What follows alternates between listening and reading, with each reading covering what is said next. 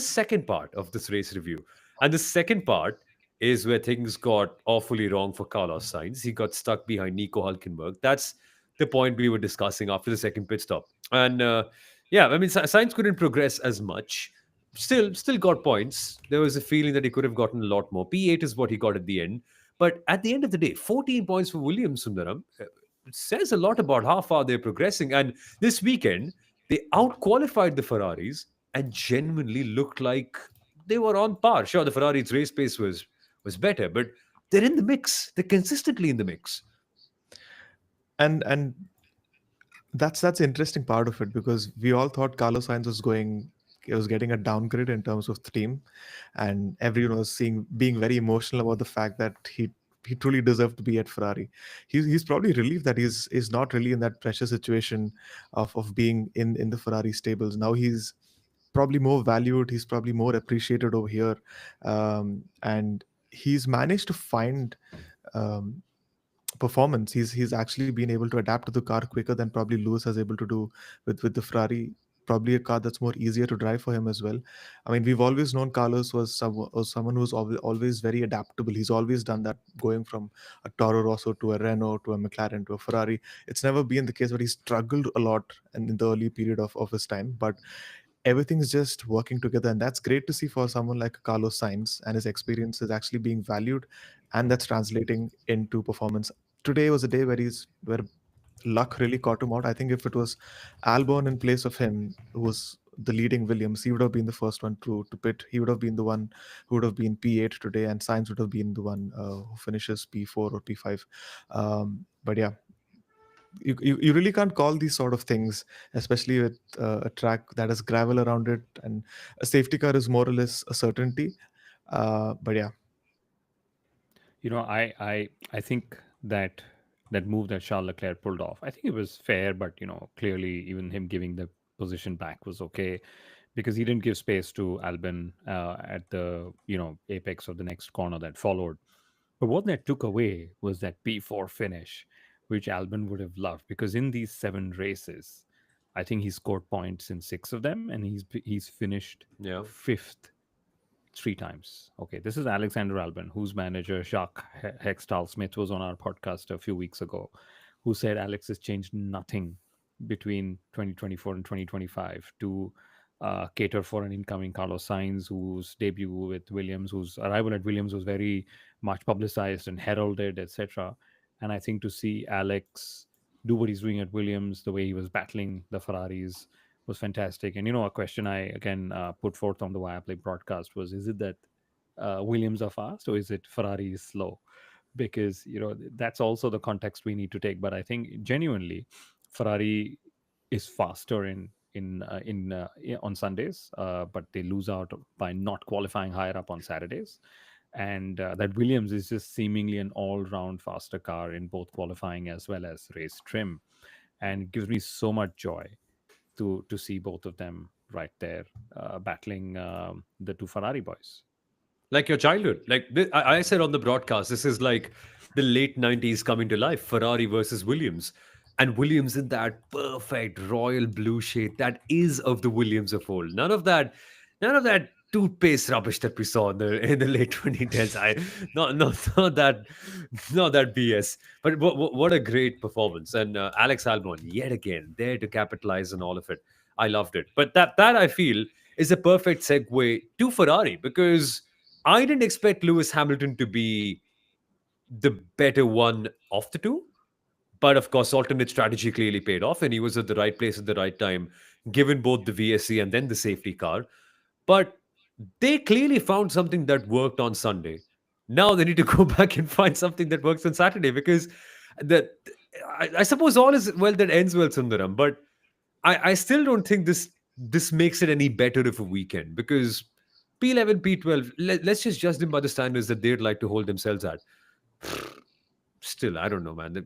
Long way to I think go. it's I think it's just not bad as people tend to say it. See, ultimately points are given on a Sunday, so I think it's still better that you are able to go further up, you're able to make passes and finish P4, P5, than qualifying higher and then falling backwards on race day. So I think it's still better. Yes, they have to make amends in Is terms of that coming qualifying. from an Aston Martin fan? Let's see. Let's not talk about Aston Martin yet. I'm really trying to hold that side a little down, especially after hearing Fernando's radio message today. But I think someone also criticized Ferrari for going the split strategy, Leclerc with the medium and Hamilton with the hards. I think in hindsight, everything looks, you can criticize everything, but in Imola, at a track like Imola, where a safety car is almost a certainty, you don't know when the safety car is going to come out. So if it's a little earlier, then it's going to hamper the driver who's going long. If it's much later, like today, then it's going to hamper the driver who pitted earlier, which was Leclerc in this case. If both of them had started on hards, and if there was a safety car much earlier, then both would have been hampered. Both would have to come in and switch tires. So I think they got the tire, the switch, the split strategy right. The one who came out worse, and they didn't have any tires at the end of uh, the two safety car stints. I don't think so. It was very bad this thing. When yeah, they have work to do in qualifying. Do you guys think Ferrari has a pace to win if they start in the top three, top four positions? Based on the last two races, it seems strong. That's the way to put it. My assessment is that Ferrari has the pace to win for only one third of the race. In the last couple of races, or if we see a standard situation, it's when the fuel loads are lower in the last stint of a Grand Prix, typically last 10, 15, 20 laps, one third of last third of the race or something, is when they really pick up pace, when the fuel is lower, when the tires are newer, fresher. Because my feeling is that over a Grand Prix distance, they probably have podium position, if they start higher up, but they somehow still seem faster, not over a full Grand Prix distance. Because if you see early stages of the race, they were still not anywhere. It was once, Lewis had the delta over the tires. He was on the medium while everyone was on the hards. That's when he pulled off those magnificent overtakes, which of course the Tifosi enjoy. But anyway, we'll never Doesn't know. that Ferrari's always a mystery. doesn't that make it intriguing, Kunal, that if they're so good at that stage of the race, they're so terrible at an equivalent stage of the race on Saturday, where you have low fuel loads and the softest tires? I find it weird what's not working. This weekend, perhaps it was just correlation with the C6. Maybe they got caught out the most by it all. But it's a genuine story. It's Formula One's most followed team. Uh, it's I don't know what to say. It is How do you read it? motorsports most followed team. And Yeah. Exoteric is there. He's saying hi, hello. It's good to have you back on our live stream, which is part two of, I don't know why we had two races, but maybe race control took some time. But I think Ferrari's challenges are just tire prep, tire warm up. Okay, and the softer the compounds go, the more they've struggled, and especially to prep them up in a way that they're ready for the start of the lap, which is important, but also will stay alive till the end of the lap, which is also important, right? So it's just a function of Ferrari clearly needing to get some performances. They've said they know where the problem is. I think the fix is not as easy as just bringing one or two new parts. It's changing a lot of components at the rear, which allows them to go lower, which allows them to extract more performance. And if you hear what both drivers say, Charles specifically is been saying, that's it, this is the maximum of our performance, and I cannot drive any faster, any better, any much more on the limit. So that's just where it goes when it comes to Ferrari. It's a tricky situation for Ferrari because one third into the championship, one third of the time into the championship, they're still trying to find the right balance. They're still trying to find upgrades, and this could potentially cost them development time for 2026. When do they really pull the plug, saying, you know what, we're not winning this title. Let's move focus to 2026, because we're saying that they have race pace, but they don't have qualifying pace. They're not able to really put it together. What do they do from here?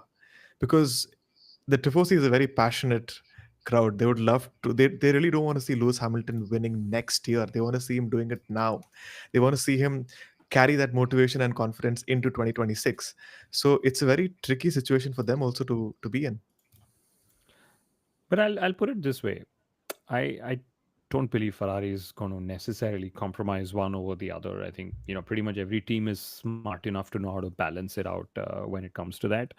I just think that, with them making these suspension changes, etc., for one season that they had is probably just sort of also catching them out in terms of finding a sweet spot with the car and the likes.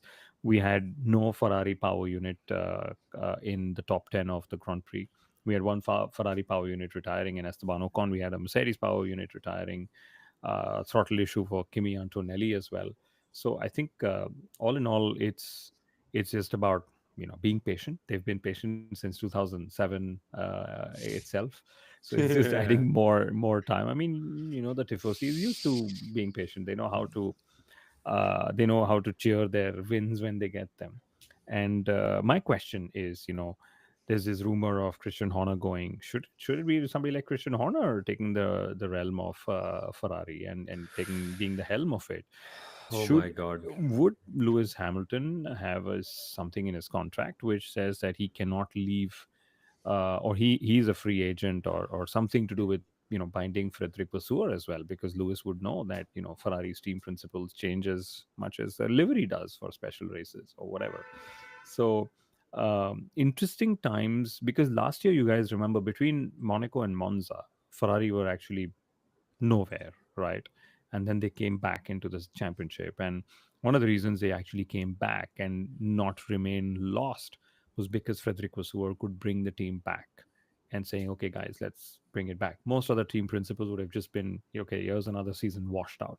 So maybe this is Frederick Vasseur's biggest challenge as well. It's how do you bring that consistency back at Ferrari? Yeah, that's Ferrari. Tough weekend for them overall. Such a, I mean, good ending, but I'm pretty sure they'll walk back home with a lot to analyze from this. But we also have to give a few shout outs to other people. We'll focus on the positives before going to the negatives. And you were right I'm to leaving point out, before the Kunal. negatives.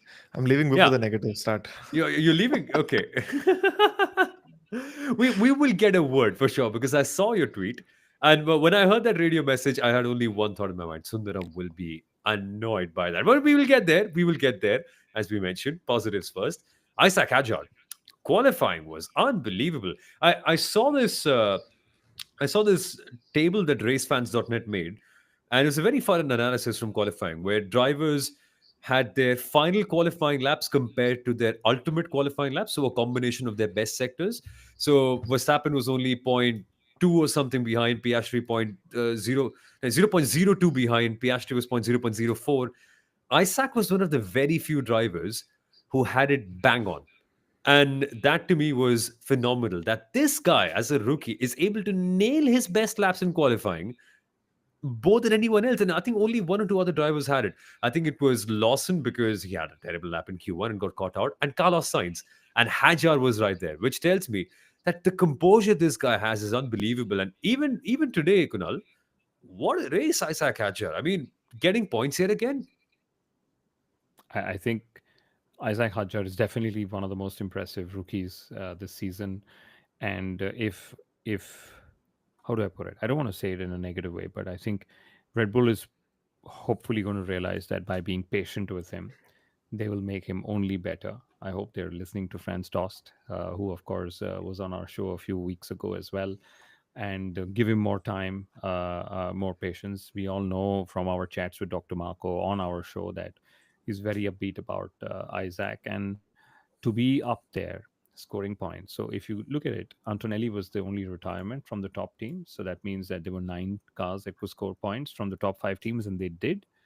The car that actually was 10th, or rather the 10th car to score points, even though he wasn't 10th, was Isaac Hadjar, which I think was Racing Bulls is the last in the constructors championship anyway, as we know. So for him to pull that off is pretty fantastic. And Hadjar was ahead of Yuki Tsunoda, obviously, who started from the pit lane, which from the pit lane to the points is also not a bad situation, I would say.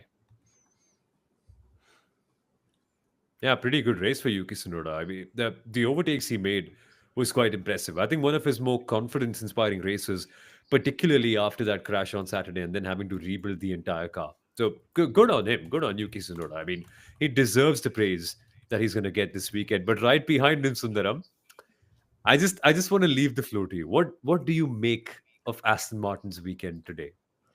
Just go ahead. I don't know because as the season progresses, I'm actually starting to. I mean, being very very serious over here. I'm actually losing more and more hope in what they're able to do. I don't know how much space this car had from the upgrades that the whole raft of upgrades that they brought. Um, but it seems that nothing really is working for them, and it's not giving me a very good feeling of next year. We've spoken about all the money they're pumping in. They've gotten an Adrian Newey and the likes, but ultimately we spoke about this. The sort of upgrades you bring and the sort of execution that you do live during a race is key. We've seen Aston Martin make a mistake 2 years ago in Monaco around this time, and we said, okay, it's inexperience. But sometimes it feels that maybe that's still extending to some point even now. And Fernando's probably never called him unlucky in these 20 years, but today he was literally livid. He was literally livid that he was the one that was being one of the few drivers who was caught out with the virtual safety car. I don't know if you've seen the videos on Twitter. He was literally smacking his helmet if when he couldn't pass Sunoda, or when Wow. Aston Martin didn't call him in for a change of tires during the safety car. He was that livid. Not sure what happened after that. I didn't catch his post race comments or whatever it is, but it's not nice seeing someone of Fernando's caliber feeling like this. And that I definitely felt when when he said that with a lot of pain. I could definitely feel it. That video of him hitting the helmet, of course, very emotional. Let's explain to our listeners and viewers why Fernando actually said he was unlucky. Because on lap 29 is when Esteban Ocon pulled over and called the virtual safety car. Here's who all pitted under the virtual safety car. So Max Verstappen went, Albon, Harjar, Antonelli, Hamilton, Leclerc, Hulkenberg, Bem, and Russell, Sunoda, Sainz. They all pitted under the virtual safety car. Okay. When did Fernando Alonso pit? Fernando Alonso pitted on lap 13. Okay, so that's when his race was just done, because that's the luck of the draw. And then what did he do from there? Let's sort of read further. So he when he pitted, he was already on a used medium, because remember, he used the medium in qualifying, right? Then he went 34 laps on the hard tire, and then he pitted again for the medium tire, and that's it. His race was done after that, because he just lost positions on track. And the question, guys, and I'm guessing we'll know in the next few weeks, not in Monaco, but maybe in Barcelona, is all the upgrades Aston Martin brought here. Did they actually deliver lap time or no? Because in qualifying, they ran the C5, which Piastri wanted to, which Verstappen wanted to, which George Russell ran as well. They ran the C5 to finish top five and top 10 in qualifying. Yeah, top five, right? Fifth and eighth or something. But in the race, they were the only team that couldn't hold position despite qualifying as high as they did. So, did the upgrades work? Was it the tires that artificially inflated their qualifying position, and then hence did the safety car and the virtual safety car interruptions artificially deflate their race, positions as well? Is something Aston Martin would know, if we would know if we dug through the data. But I guess we'll just have to wait till Barcelona to find out. Yeah, Stroll said he would have finished P8, P9. Alonso said he definitely would have finished higher up had it not been for those interruptions.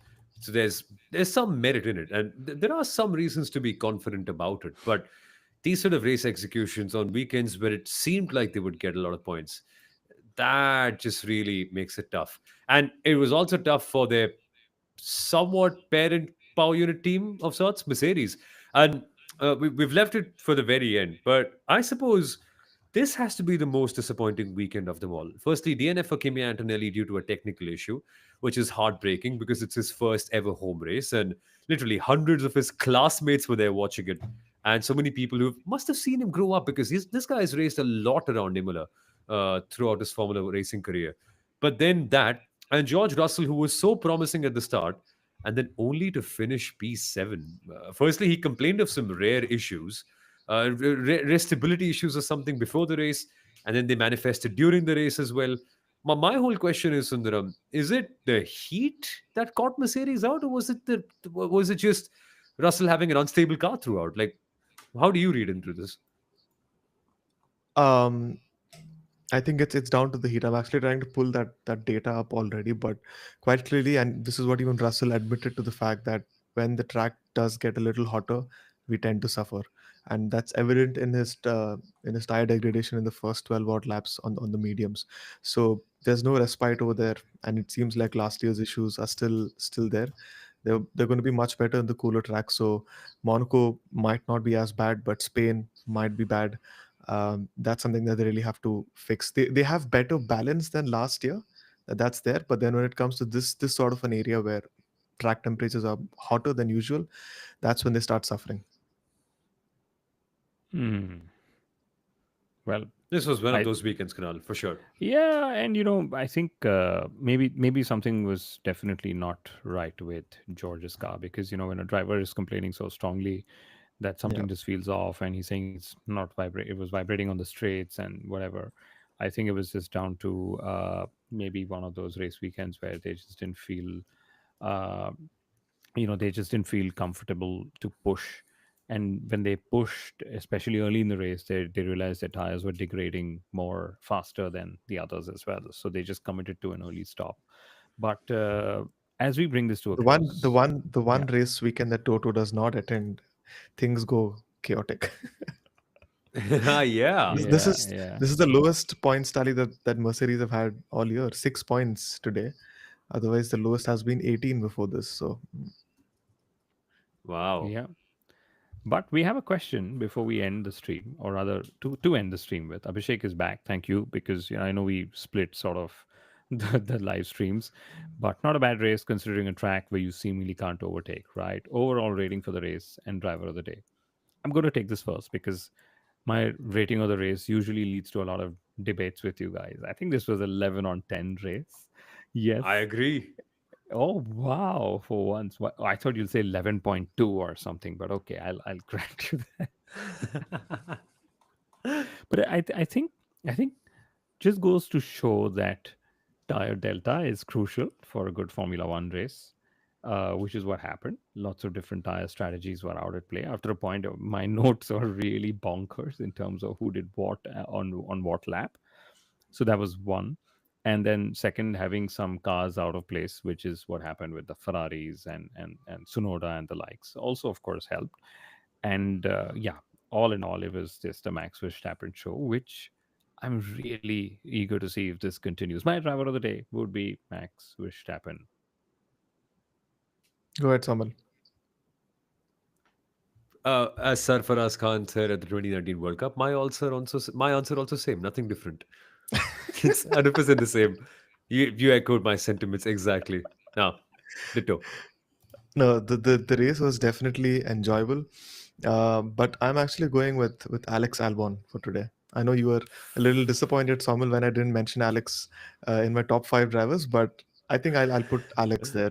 P5 in Miami, P5 today as well, and being in that position of within the podium spots, P3 at one point, P4 at one point, but still Yeah. going wheel to wheel with Charles Leclerc and keeping it together. So yeah, On I'm merit. jumping onto the On Albon merit. hype train. Yeah, on merit. Yeah, yeah, At on last. merit.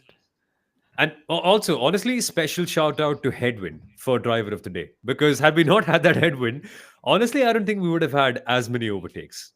Because some of them were phenomenal. Lando Norris on Oscar George Piastri at Russell. the very Yeah. end, and Yep. George Russell also. Uh, what else did we see? We saw Leclerc versus Albon. We saw Antonelli passing Lewis Hamilton. We saw Alonso make 3 to 4 overtakes as well towards the very end. Good race. A really good race. Like, But we should talk about the tires because the tires is basically what manufactured such a race, if you want to put it that way. Because yeah. I mean, although I think 15 odd laps were kind of lost under the safety car, so you were not really pushing on those laps, but still a lot of teams did go for the two stopper. Some of them were struggling towards the end. So it really wasn't a race where stint lengths were defined like in Qatar, or a mandate is given that you have to pit twice, but rather a situation where you can choose if you want to risk it with a one stopper or go for a two stopper. And I kind of like it. I kind of like it. If Pirelli feels that, yeah, if we go one step softer, this, and if we like the data that we've picked from this, we might do this for the rest of the races where someone is on a tire offset, someone is on a medium, someone's on a hard, and it's 15, 16 odd laps between them, you can pass. So that seems nice, actually, in my opinion. Keep Imola, Abhishek. Definitely keep Imola. And Keep Imola. also and also do what Mario Isola suggested on Friday, which is try out stepped tire compounds. So instead of going for C4, C5, C6, maybe try That's a C6, nice C4, one. C3. Like, give it a That's a shot. nice Let's one. let's see what it does. Why not? I mean, if we were discussing sprinklers in the race on Friday in our pre-race show, this definitely seems like a more plausible solution and more realistic as well. That would be more fun. I'm But sure yeah, all the strategists are going to be like, we need a pay hike, pay rise. If this is the amount of simulation that we have to do to figure what's the best strategy, if you're going with stepped tire allocations as well, yeah, we are going to be overworked.